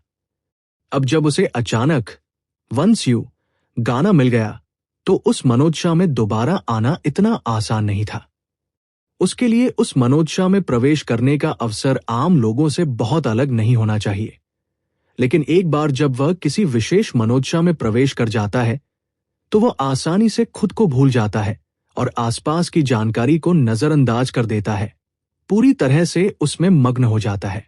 हालांकि यह लक्ष्य पर जबरदस्त प्रभाव डालने के बाद होने वाली प्रतिक्रिया से अलग था। यह नियंत्रण खोने का संकेत नहीं था। भले ही वह किसी विशेष मनोदशा में पूरी तरह डूबा हुआ था, फिर भी वो वही था जो वो वास्तव में था। संगीत की बात करें तो यह भावनाओं को जगाने वाला एक उत्प्रेरक था। ऐसा इसलिए नहीं था कि वह संगीत से आसानी से प्रभावित हो जाता था, इसलिए वह भावनाओं में आसानी से डूब जाता था, बल्कि इसलिए था कि वह भावनाओं में आसानी से डूब जाता था, इसलिए वह संगीत से आसानी से प्रभावित हो जाता था। भविष्य में यदि उसे किसी विशेष मनोदशा में डूबने की आवश्यकता हो, तो वह मार्गदर्शन और सहायता के लिए विशिष्ट प्रासंगिक संगीत का चयन कर सकता है। जिन परिस्थितियों का उसने कई बार सामना किया था, उनके आधार पर जगत मेहरा को आध्यात्मिक स्तर पर मनुष्यों और अन्य जानवरों को प्रभावित करने और डराने की अपनी क्षमता के बारे में एक बुनियादी समझ और एक निश्चित अनुमान था। सबसे पहले जब वह किसी विशिष्ट व्यक्ति या जानवर पर निवारक प्रभाव डालता था, तो लक्ष्य अपने ही भावों से ग्रस्त हो जाता था। लक्ष्य उन भावों का प्राप्तकर्ता होता था और एक निश्चित सीमा के भीतर लक्ष्य के समान प्रकार के प्राणी भी उसी प्रभाव से कमजोर हो जाते थे। दूसरा, जब वह किसी लक्ष्य पर ध्यान केंद्रित नहीं करता था, लेकिन उसका शरीर और मन किसी विशेष भावना में डूबा होता था, तो इसका आसपास के मनुष्यों पर भावनात्मक आत्मसात्करण का प्रभाव पड़ता था, जिससे उनमें भी वही भावनाएं उत्पन्न हो जाती थी जो उसमें थी, लेकिन इस भावना का लक्ष्य वही व्यक्ति होता था जो उसमें था। दूसरे शब्दों में, जब जगत मेहरा को यह महसूस होता था कि वह एक निर्दयी हत्यारा है, तो इस भावना से प्रभावित अन्य लोग ये महसूस नहीं करते थे कि वे निर्दयी हत्यारे हैं, बल्कि वे भी महसूस करते थे कि जगत मेहरा एक निर्दयी हत्यारे जैसा है। तीसरा, अपनी मंशाओं और भावनाओं के माध्यम से अन्य प्राणियों को प्रभावित करने की ये क्षमता विशाल उल्लू के रक्त से आई होनी चाहिए थी। हालांकि इस क्षमता में कुछ परिवर्तन अवश्य हुआ होगा। शुरुआत में विशाल उल्लू की ये क्षमता केवल उसके क्षेत्र में अन्य जीवों को डराने और अपनी शक्ति का प्रदर्शन करने में सहायक रही होगी। संभवतः ये एक निष्क्रिय प्रभाव था जिसका उसे एहसास नहीं था। अन्यथा यदि वह शिकार के लक्ष्य पर इसका उपयोग करने की पहल कर सकता तो उसने जगत मेहरा से 2 बार लड़ते समय इसका उपयोग किया होता। संभवतः उसके मस्तिष्क की सोचने की प्रक्रिया अपेक्षाकृत सरल थी और उसमें मनुष्यों की तरह जटिल भावनाएं नहीं थी। इसलिए इस क्षमता ने अधिक कार्यात्मक दिशाएं विकसित नहीं की। निष्कर्ष निकालने के बाद जगत मेहरा ने किसी लक्ष्य की भावनाओं को प्रभावित करने के तरीके को मानसिक धमकी और किसी लक्ष्य पर ध्यान केंद्रित किए बिना दूसरों को निष्क्रिय रूप से प्रभावित करने के तरीके को भावनात्मक आत्मसातकरण कहा, जब वह अपनी भावनाओं में डूबा हुआ था। चाहे वो मानसिक धमकी हो या भावनात्मक आत्मसातकरण, जगत मेहरा ने भीड़ में इनका इस्तेमाल यथासंभव कम करने का फैसला किया, खासकर बाद वाले का। अनजाने में किसी भावना में बह जाना और फिर उसका इस्तेमाल अपनी इच्छा के विरुद्ध करना बहुत आसान था। जहां तक मानसिक धमकी की बात है, अगर जरूरी न हो तो वह इंसानों पर इसका इस्तेमाल यथासंभव कम से कम करने की कोशिश करता था। उसने पहले दूसरे जानवरों पर पर्याप्त प्रयोग और निष्कर्ष निकालने की योजना बनाई थी, ताकि वह पर्याप्त तकनीक और प्रशिक्षण मार्गदर्शन में महारत हासिल कर सके। उसके बाद ही वह इसके और अनुप्रयोगों का अध्ययन करेगा। ऐसा इसलिए ताकि वह अनजाने में उस उत्परिवर्तन की दिशा में न बढ़ जाए जो वह नहीं चाहता था। आखिरकार उनके पिछले अनुभव से यह पता चला था कि मानसिक धमकी अन्य प्राणियों को प्रभावित करने की प्रक्रिया में स्वयं को भी प्रभावित करेगी, खासकर सूर्यास्त के बाद। उसे स्पष्ट रूप से यह आभास था कि विशाल उल्लू के रक्त से प्राप्त हुई ये क्षमता अभी भी बहुत विकसित और खोजी जानी बाकी है। जब उसने इस क्षमता के संभावित सिद्धांतों और इसके पीछे के अर्थ के बारे में सोचा तो वो उत्साह और उम्मीद से भर उठा। जगत मेहरा को इंस्टाग्राम पर अपनी पीठ की तस्वीर की ज्यादा चिंता नहीं थी। अपराधी को सीढ़ियों से नीचे धकेलते हुए उसका वीडियो भी काफी समय से इंटरनेट पर वायरल हो रहा था। यह हॉट सर्च लिस्ट में भी शामिल हो गया था, लेकिन जल्द ही इसकी लोकप्रियता कम हो गई। अब उसे कभी कभार अपराधी को लात मारते हुए उसका GIF इमोजी के रूप में इस्तेमाल होते हुए दिखाई देता था। हालांकि घटना के बारे में अब कोई चर्चा नहीं होती थी और किसी ने भी उसकी पहचान जानने की कोशिश नहीं की। वो भली भांति जानता था कि मोबाइल इंटरनेट के इस युग में इंटरनेट उपयोगकर्ता बहुत जल्दी भूल जाते हैं। कोई भी चर्चित विषय कुछ घंटों से लेकर कुछ दिनों या एक सप्ताह तक ही चर्चा में रह सकता है। जब तक कोई ऐसी बात ना हो जो चर्चा को लंबे समय तक बनाए रखे और लोगों का ध्यान आकर्षित करे, तब तक वो विषय ज्यादा देर तक नहीं टिकता, चाहे कोई उसे जानबूझकर कितना भी प्रचारित क्यों न करे। जब तक जगत मेहरा ने सक्रिय रूप से ध्यान आकर्षित करने की कोशिश नहीं की और सभी इंटरव्यू देने से इनकार कर दिया, तब तक भले ही कोई ये कहे कि वह उसकी पहचान जानता है, उसके लिए ध्यान आकर्षित करना आसान नहीं होगा। आखिरकार इंटरनेट उपयोगकर्ताओं को पूर्ण सत्य की परवाह नहीं होती। वे केवल वही सत्य देखना चाहते हैं जो वे देखना चाहते हैं, और इंटरनेट पर ऐसे सत्यों की कोई कमी नहीं है। पीछे से देखने पर तो मामला और भी गर्मा गया। नेटिजन्स का ध्यान तस्वीर में दिख रहे व्यक्ति की पहचान पर नहीं था। वे या तो उस ब्लॉगर को ढूंढ रहे थे जिसने इसे इंस्टाग्राम पर पोस्ट किया था, या फिर अपने मनोरंजन के लिए तस्वीर का मजाक उड़ा रहे थे। हर किसी के पास अपनी अपनी जानकारी थी जिस पर वे ध्यान देना चाहते थे। रश्मि सिंह, जिया राठौर और कुछ अन्य लोगों के अलावा जो तस्वीर में धनुष का थैला और उसे पहचान सकते थे, भीड़ में बहुत कम लोग उसकी गंजी पीठ देखकर ये बता सकते थे कि वह वही है। वैसे भी अगर वे जानते भी तो कोई बड़ी बात नहीं होती। उसने कुछ भी गलत नहीं किया था। लगभग 1 बजे जगत मेहरा ने अपना फोन और हेडफोन लिए, जिनका उसने रूपांतरण के बाद से उपयोग नहीं किया था, और मोहल्ले से निकल गया। वो उस पहाड़ी पर गया जहां वो प्रशिक्षण लेता था। वो ये परीक्षण करना चाहता था कि क्या उत्तेजित, भावना का उसके शरीर के कार्यों पर कोई निश्चित प्रभाव पड़ सकता है। उदाहरण के लिए, अस्थायी वृद्धि या कमी। आखिरकार, जब कोई सामान्य व्यक्ति तीव्र भावनात्मक अवस्था में पहुंचता है, तो उसके शरीर में एड्रेनालाइन का स्तर भी बढ़ जाता है। इससे हृदय की मांसपेशियों का संकुचन मजबूत होता है, रक्त प्रवाह बढ़ता है और कई शारीरिक प्रतिक्रियाएं होती हैं। इससे थोड़े समय के लिए विस्फोटक शक्ति और सहन शक्ति बढ़ जाती है, और यहां तक कि दर्द का एहसास भी कुछ हद तक कम हो जाता है। हालांकि अक्सर ऐसा ही होता था। जब आप किसी भावना में डूबना नहीं चाहते थे, तो वह भावना अचानक प्रकट हो जाती थी, और जब आप किसी भावना में डूबने के लिए तैयार होते थे, तो आप पाते थे कि आप उस भावना को महसूस ही नहीं कर पा रहे हैं। जगत मेहरा ने अपनी रात्रि दृष्टि सक्रिय की और अपने सामने निर्जीव पहाड़ी को देखा। यह स्थान आवासीय क्षेत्र से बहुत दूर था और सड़क बहुत खराब थी। यहां वाहनों का चलना मुश्किल था, इसलिए यहां लगभग कोई नहीं आता था। जब से वह इस मोहल्ले में रहने आया था, वो अक्सर आधी रात को यहां आकर तरह तरह की ट्रेनिंग देता था। धीरे धीरे कई छोटे जानवर डरकर भाग जाते थे। अब तो सुनने और सूंघने की शक्ति का इस्तेमाल करके भी चूहे को ढूंढना बहुत मुश्किल हो गया था। इससे वह छोटा पहाड़ और भी भयावह रूप से शांत और उदास प्रतीत होने लगा। बेशक ये जगत मेहरा के लिए अच्छी बात थी। उसने अपना फोन उठाया और म्यूजिक ऐप खोला। उसे सिर्फ गानों की एक प्लेलिस्ट मिली और उसने उसे बेतरतीब ढंग से बजाना शुरू कर दिया। शुरू में वो हेडफोन पहनना चाहता था ताकि संगीत के माध्यम से अपनी भावनाओं को व्यक्त करना उसके लिए आसान हो जाए। हालांकि उसने पाया कि वॉल्यूम एक बार जितना कम भी हो, वो उसे बर्दाश्त नहीं कर सकता था।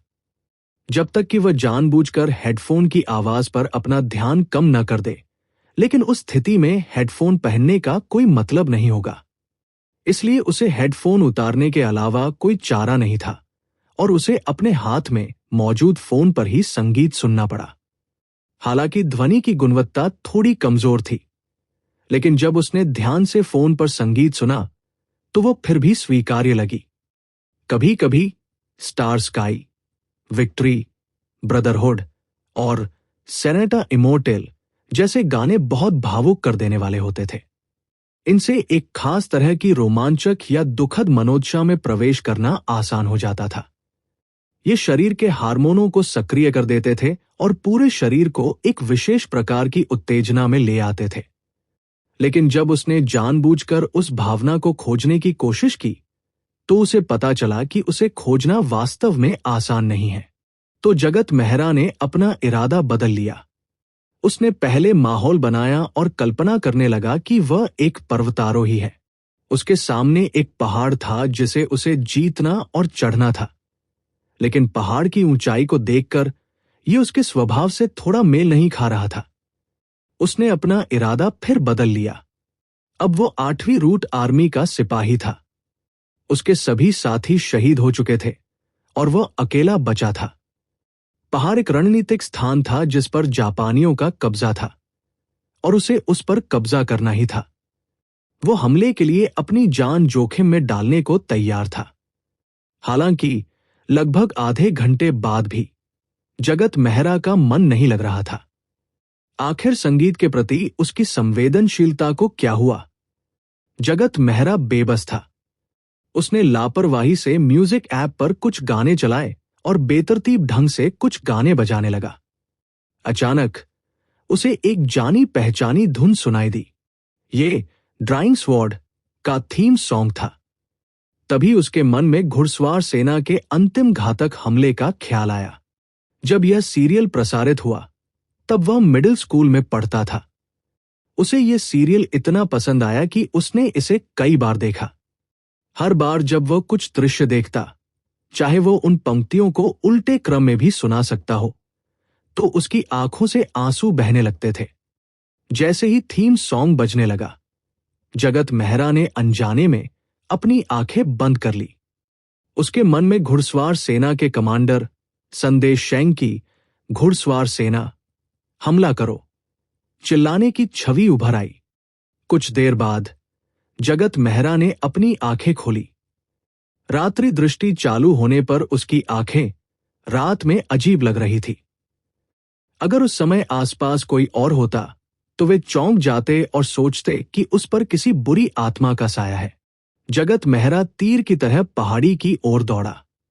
हालांकि अपने भारी शरीर और इस बार पहने हुए 60 किलोग्राम के भार के कारण वो पूरी ताकत से दौड़ रहे टैंक की तरह लग रहा था।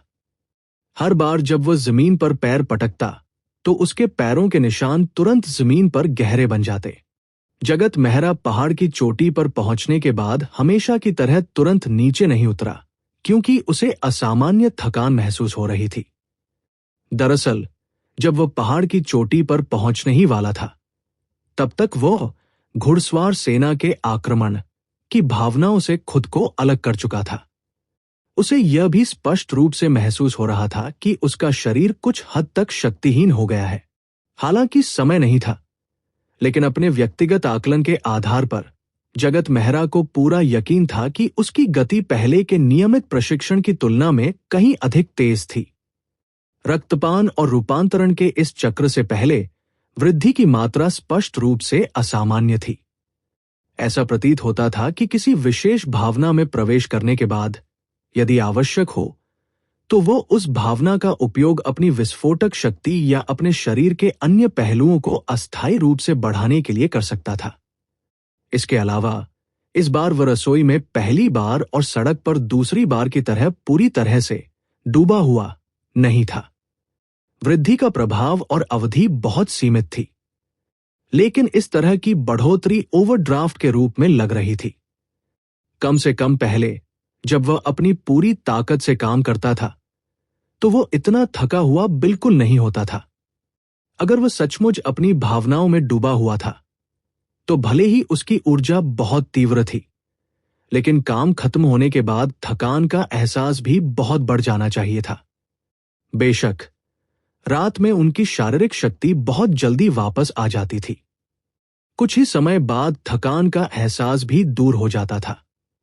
जगत मेहरा के लिए शरीर में भावनाओं को जगाने के लिए इस्तेमाल किए जाने वाले इस तरह के संक्षिप्त विस्फोट का सबसे महत्वपूर्ण महत्व उसकी लड़ाई शक्ति को बढ़ाना नहीं था। इसका कारण यह था कि यह विधि बहुत अस्थिर थी और इसमें भावनाओं पर निर्भर रहना पड़ता था। अगर उसे फिर से वैसी स्थिति का सामना करना पड़ता जैसा कि उसे विशाल उल्लू से हुआ था, तो वो उल्लू को बीन सैक कहकर नहीं चिल्ला सकता था और फिर लड़ने से पहले अपना मूड ठीक करने के लिए अपने फोन से बैकग्राउंड म्यूजिक नहीं बजा सकता था।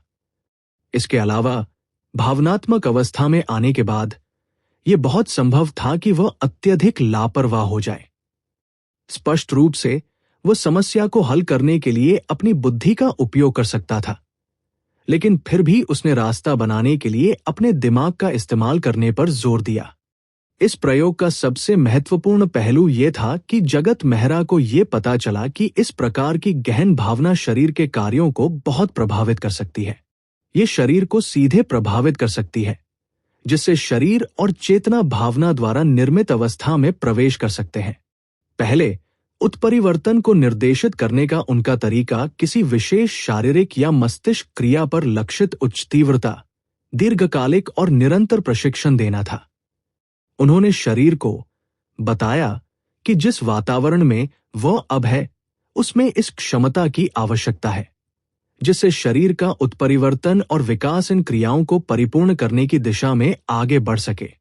लेकिन अब इस प्रयोग के बाद उन्हें एहसास हुआ कि इस पद्धति का उपयोग करके वे सीधे तौर पर भावनाओं के गहन अनुभव को उधार ले सकते हैं और अपनी चेतना का उपयोग करके सीधे अपने शरीर को बता सकते हैं कि वह किस प्रकार की स्थिति में है, उसे किस प्रकार की क्षमता की आवश्यकता है और किस प्रकार के कार्य को बढ़ाना है। इस प्रकार की आंतरिक संचार विधि विशुद्ध रूप से बाहरी प्रशिक्षण विधियों की तुलना में निश्चित रूप से अधिक प्रभावी थी। जगत मेहरा पहाड़ से नीचे उतरते हुए सोच रहा था। उसने दोबारा पहाड़ से नीचे उतरने का अभ्यास नहीं किया, क्योंकि उसने महसूस किया कि उसके घुटने के जोड़ में थोड़ा दर्द हो रहा है। शायद उसमें कुछ चोट लग गई थी और उसे ठीक होने के लिए कुछ समय चाहिए था। जगत मेहरा समय देखने के लिए अपना फोन उठाना चाहता था, लेकिन अचानक उसे एहसास हुआ कि मेरा फोन कहाँ है। उसे यह देखकर गहरा सदमा लगा कि उसका फोन उसके पास नहीं है। तभी उसे याद आया कि पहाड़ की तलहटी में उसका मूड खराब था। जब उसके मन में सुन दे शेंग की आवाज गूंजी, घुड़सवार सेना, हमला करो, तो उसने अपना फोन एक तरफ फेंक दिया। सुबह के 3 बज रहे थे और बाहर अंधेरा था, लेकिन जगत मेहरा का बेडरूम हमेशा की तरह रोशन था। टेबल लैंप की रोशनी में जगत मेहरा 20 सेंटीमीटर ऊंची लकड़ी की मूर्ति को धीरे धीरे और सावधानी पूर्वक पॉलिश करने के लिए महीन सैंडपेपर का इस्तेमाल कर रहा था। ये एक महिला की लकड़ी की मूर्ति थी। उसने दोधारी तलवार धारण कर रखी थी और वह सीधे आगे देख रही थी। उसके सिर पर बालों की एक लट भी थी। देखने में ये किसी एनीमे किरदार जैसी लग रही थी। इस मूर्ति को शुरू से अंत तक स्वयं जगत मेहरा ने ही तराशा था। आज 3 अक्टूबर था और कल 4 अक्टूबर था। रश्मि सिंह का जन्मदिन था। ये लकड़ी की नक्काशी जगत मेहरा द्वारा उसके लिए तैयार किया गया जन्मदिन का उपहार था।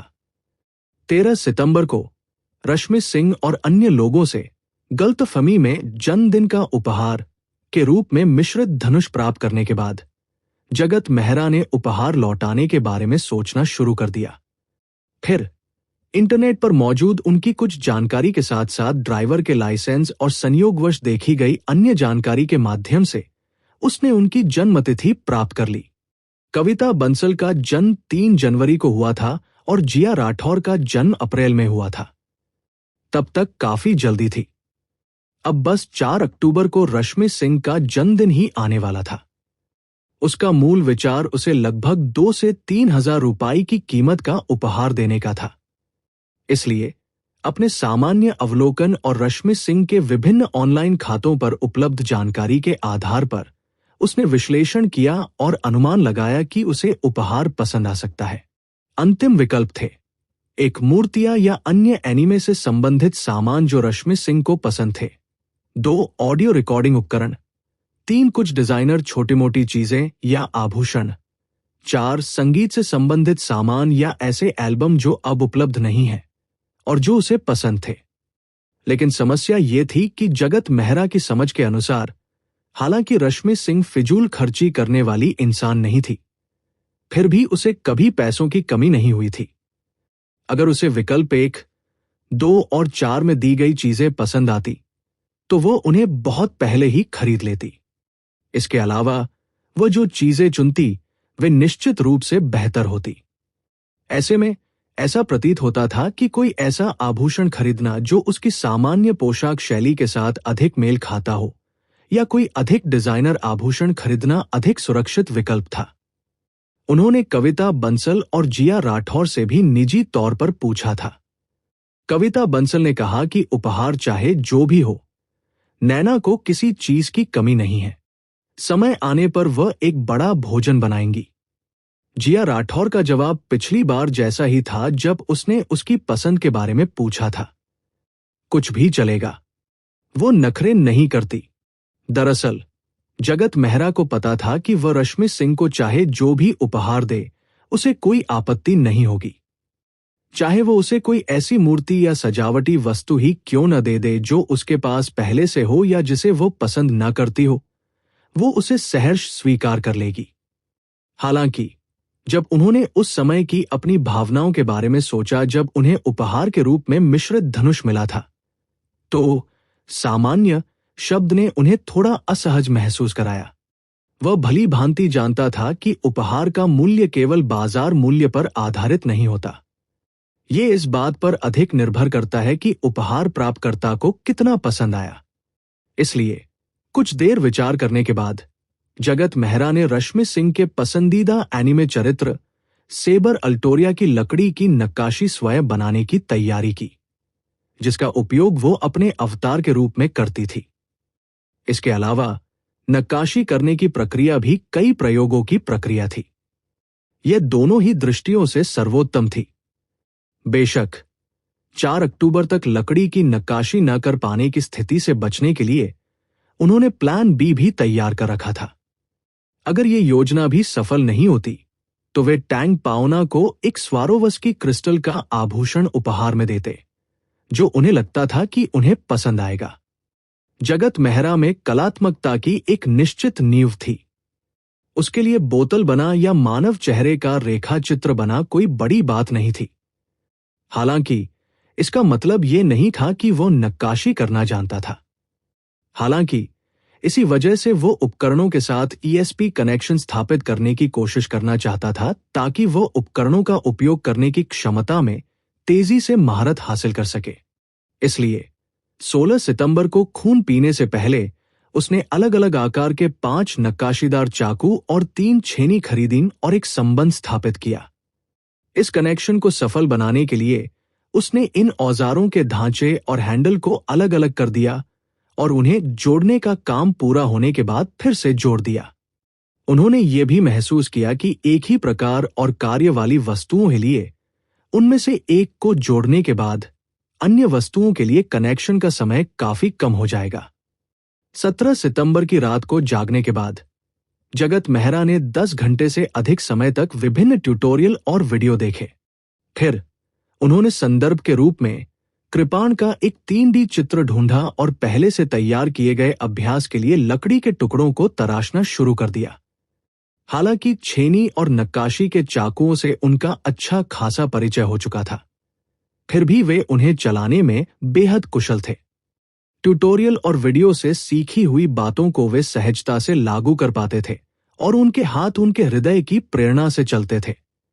हालांकि सांचे में डालने से पहले ही लकड़ी के पहले 4 टुकड़े क्षतिग्रस्त हो गए। सिर के ऊपर का अहोगा और आधार पर बनी दोधारी तलवार के अलावा भुजाओं को तराशना भी मुश्किल था। अगर सावधानी न बरती जाती तो भुजाएं टेढ़ी मेढ़ी या टूट जाती। लकड़ी के 5वें टुकड़े के लिए जगत मेहरा ये देखना चाहता था कि तैयार उत्पाद में कोई खामी तो नहीं है, इसलिए उसने इसे अर्धतैयार उत्पाद बना दिया। लेकिन जब उसने टेढ़े चेहरे और टेढ़े मुंह वाली उस बेमिल लकड़ी की नक्काशी को देखा तो उसे संदर्भ चित्र खोजते समय ऑनलाइन देखी गई दुष्ट देवता की तलवार की याद आ गई। प्रयोग के परिणामों से पता चलता है कि उपकरणों को जोड़ने के बाद वो केवल उपकरणों को अच्छी तरह से नियंत्रित और उनमें महारत हासिल कर पाएगा, लेकिन जब अन्य अनुप्रयोग चर की बात आती है तो उसे अपनी पूरी क्षमता का उपयोग करने से पहले अभी भी अनुकूलन और अभ्यास की आवश्यकता होगी। इससे ये अनुमान लगाया जा सकता है कि यदि वो भविष्य में कार के सभी हिस्सों के साथ संबंध स्थापित कर सके तो वह कार की स्थिति को बहुत अच्छी तरह से समझ सकेगा और उसे ऐसे चला सकेगा जैसे वह उसका अपना हाथ हो। हालांकि अगर उसे अन्य लोगों के साथ रेस करनी होती तो भी उसे अपनी ड्राइविंग क्षमता का पूरी तरह से प्रदर्शन करने से पहले सड़क की विशिष्ट स्थितियों, ट्रैक के मार्ग, प्रतिद्वंद्वी की स्थिति, रेस के दौरान मौसम की स्थिति और अन्य जानकारी को समझना आवश्यक होता। हालांकि वह छेनी और नक्काशी करने वाले चाकुओं को नियंत्रित करने में बहुत कुशल था, फिर भी उसे लकड़ी की सामग्री से परिचित होने के साथ साथ नक्काशी की रूपरेखा को समझने में समस्या आ रही थी। जगत मेहरा जानता था कि अगर वो खूब अभ्यास करे तो वो कुछ छेनी और नक्काशी करने वाले चाकू कुशलता से चला सकेगा। अगर वह सरल और आसान कामों से शुरुआत करे तो उसे सुधार करने में ज्यादा समय नहीं लगेगा। हालांकि उनका लक्ष्य लकड़ी की नक्काशी में उस्ताद बनना नहीं था, इसलिए उन्होंने कुछ समय के लिए नक्काशी करना बंद कर दिया।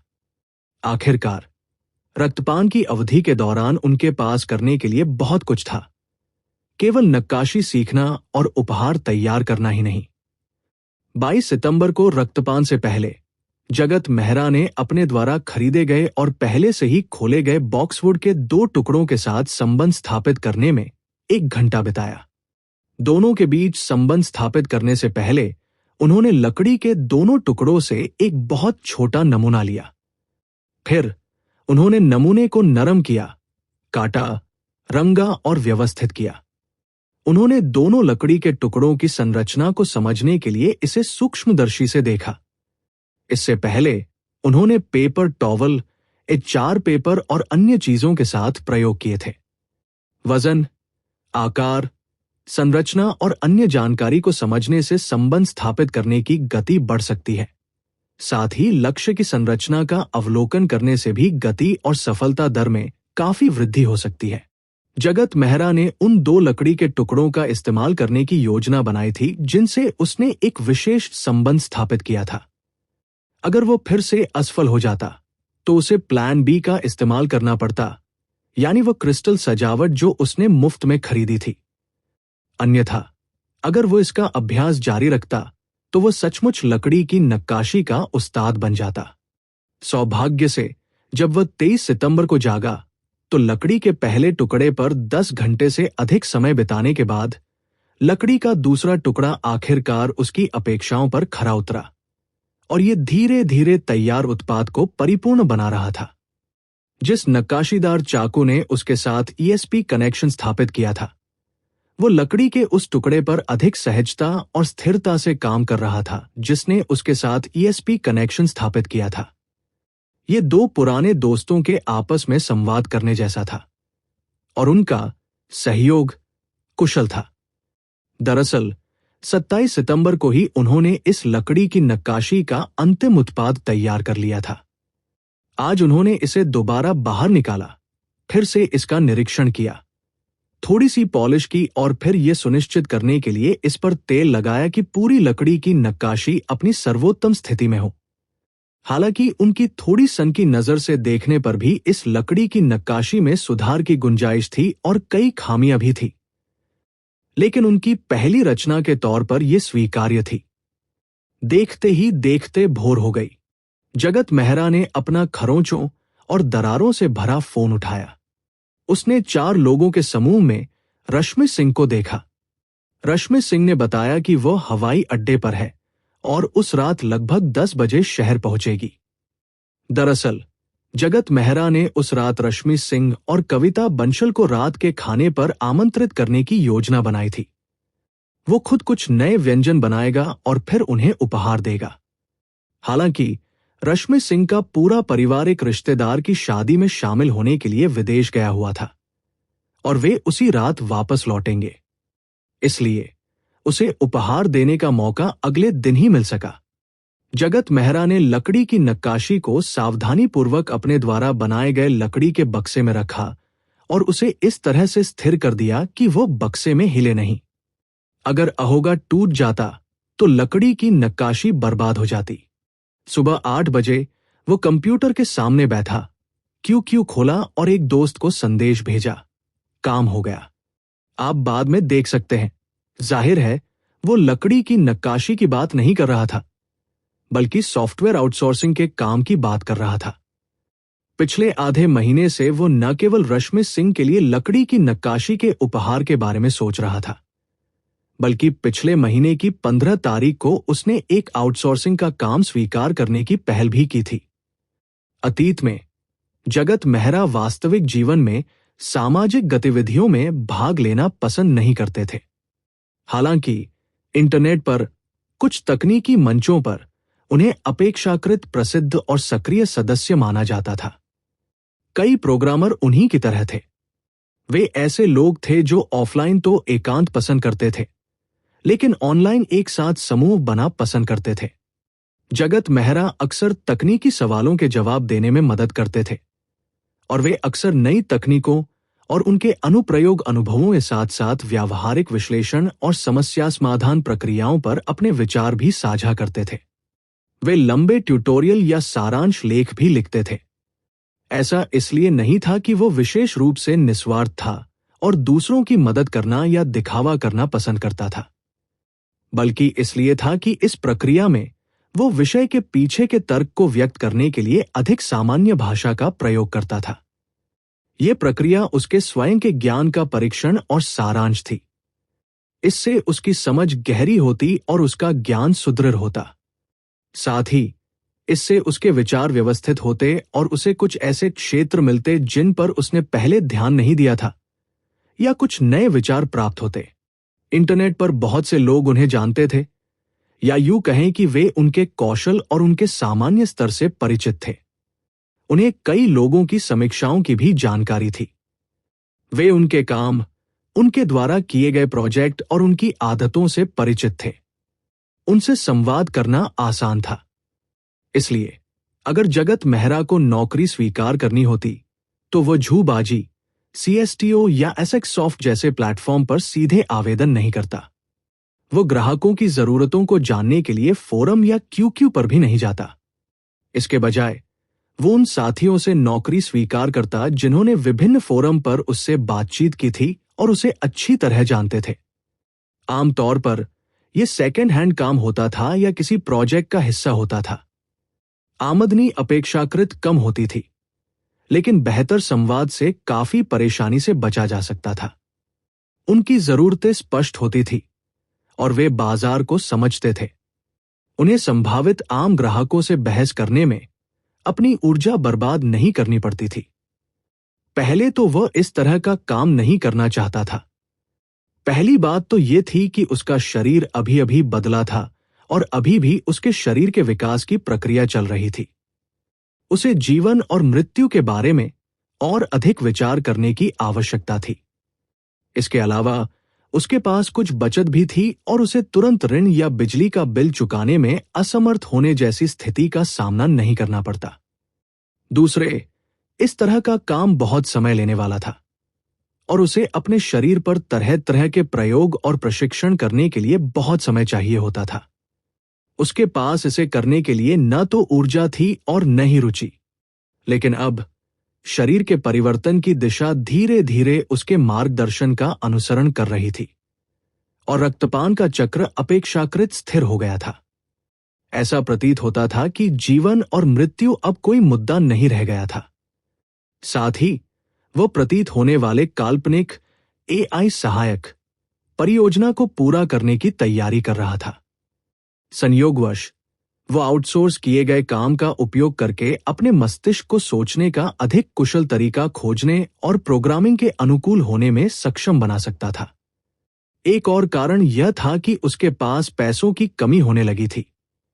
यदि वह AI असिस्टेंट परियोजना को अंजाम देना चाहता था तो उसे एक नए कंप्यूटर, एक i99900X 22080 Ti, अधिक टर्मिनल उपकरण और अधिक महंगी क्लाउड सेवाओं की आवश्यकता थी। भविष्य में अगर वह ग्रामीण इलाके में कोई फार्म खोलना चाहता था तो उसे कुछ पूंजी की भी आवश्यकता थी। उसे सिर्फ पशुपालन केंद्र ही नहीं बल्कि एक उपयुक्त निवास स्थान भी बना था। उसे एक छोटा व्यायामशाला, एक छोटा कंप्यूटर कक्ष और एक छोटी प्रयोगशाला भी बना थी। घर बेचकर जो पैसा मिलेगा उसका अधिकांश हिस्सा उसके माता पिता की सेवानिवृत्ति के लिए बचाकर रखना था। जब से उसने माइक्रोस्कोप खरीदा था तब से उसका मन करता था कि वो हर चीज को काटकर देखे और उसका अवलोकन करे। पहले पढ़ी गई जीव विज्ञान की किताबों ने भी उसे और प्रयोग करने के लिए प्रेरित किया था।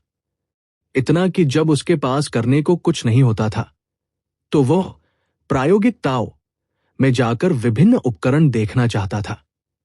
लेकिन फिर कीमत देखकर उसका इरादा बदल गया।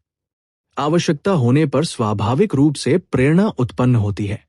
हालांकि अगर वह अंतिम भुगतान को भी शामिल कर ले तो इस बार उसने जो काम लिया उसकी कुल कीमत 25,000 रुपए थी, जो 1.25 वांछित अपराधियों के बराबर थी।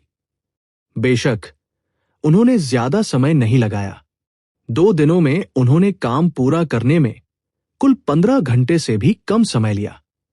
अगर वह पहले जैसा होता तो भले ही उसके पास पूर्णकालिक नौकरी न होती, फिर भी अगर वह इस काम पर ध्यान केंद्रित करता तो इसे पूरा करने में कम से कम 15 से 20 दिन लगते। कार्यकुशलता बिल्कुल अलग थी। हालांकि उसने काम तुरंत जमा नहीं किया। इसके बजाय उसने 10 दिनों से अधिक इंतजार किया। आज ही उन्होंने सोर्स कोड समेत सभी दस्तावेज भेजे हैं।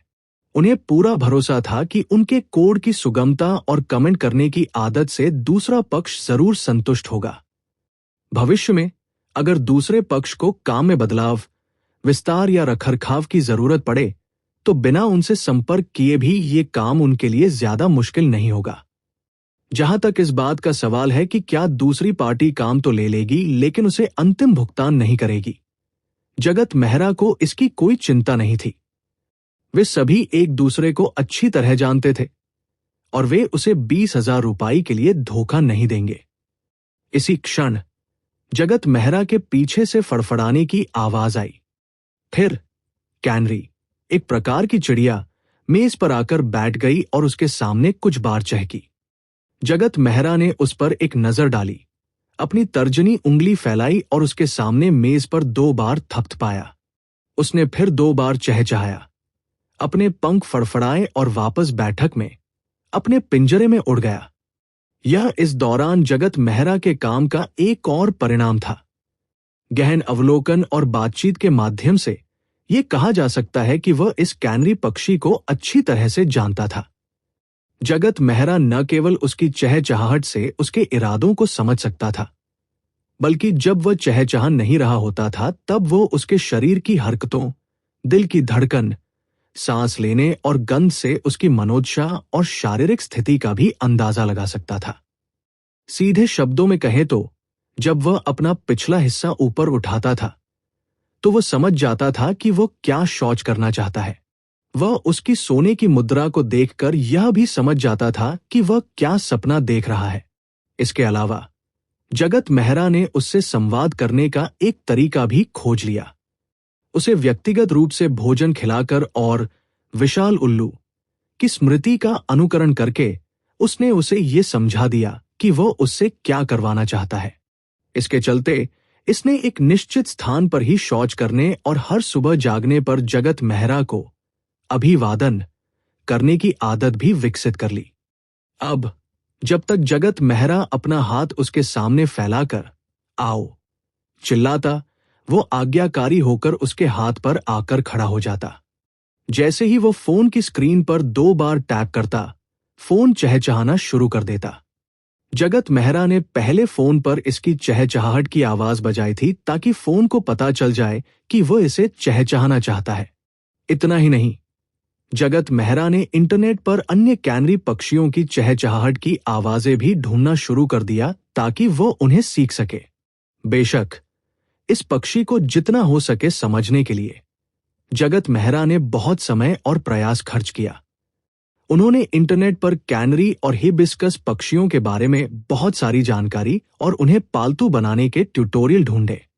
उन्होंने काफी समय तक पक्षी की हर गतिविधि को ध्यान से देखा और अलग अलग अवस्थाओं में उसके शारीरिक हाव भाव को समझा।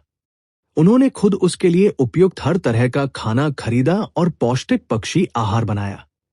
उन्होंने भोजन करते समय पक्षी की अवस्था का भी बारीकी से अवलोकन किया और उसके पसंदीदा स्वाद का विश्लेषण किया। जगत मेहरा भी उस पक्षी विक्रेता के पास दौड़ा जिसने उसे पक्षी बेचा था। उसने बहाना बनाया कि उसके दोस्त को भी कैनरी पसंद आया और वो कुछ और खरीदना चाहता है। उसने उसी प्रजाति के उन अन्य पक्षियों को देखा जिनके साथ कैनरी पहले रह चुका था और उन बूढ़े पक्षियों की स्थिति का जायजा लिया जिनसे कैनरी ने गाना सीखा था। उसने चुपके से उस किसान को भी ढूंढ निकाला जिसने पक्षी विक्रेता को कैनरी बेचा था। इन परिस्थितियों की जांच करने से पहले जगत मेहरा को किसी भी उपयोगी जानकारी मिलने की उम्मीद नहीं थी, लेकिन जांच करने के बाद उन्होंने पाया कि ये वास्तव में थोड़ी उपयोगी थी। कैनरी पक्षी के पिछले रहने की स्थिति और विकास के वातावरण का अध्ययन करके वो कई जानकारियां प्राप्त कर सकता था। इससे वह कैनरी की कुछ आदतों के संभावित स्रोत का अनुमान लगा सकता था, उसके व्यक्तित्व निर्माण के कारणों का आकलन कर सकता था और अधिक प्रभावी संचार और प्रशिक्षण विधियां खोज सकता था।